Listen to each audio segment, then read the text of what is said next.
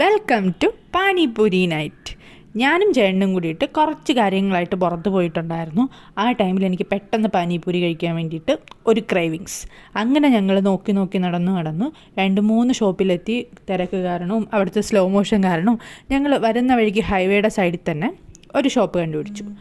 ചെന്നു നോക്കി, ഇഷ്ടപ്പെട്ടു. ഞാനൊരു ഷവർമ പാനിപൂരിയാണ് ഓർഡർ ചെയ്തിട്ടുണ്ടായിരുന്നത്. ചേട്ടനൊരു എഗ്ഗ് വെച്ചിട്ടുള്ളൊരു വെറൈറ്റി ആയിരുന്നു.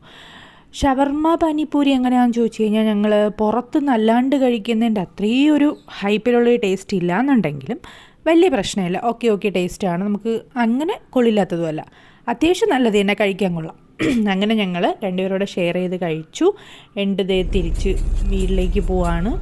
കാറിൻ്റെ ബാക്ക് സീറ്റ് കണ്ടാൽ തന്നെ അറിയാം അത്യാവശ്യം കുറച്ച് കാര്യങ്ങളൊക്കെ കഴിഞ്ഞിട്ട് വന്നതാണ്. ഓക്കെ, എന്തായാലും Tata, bye bye, C you again.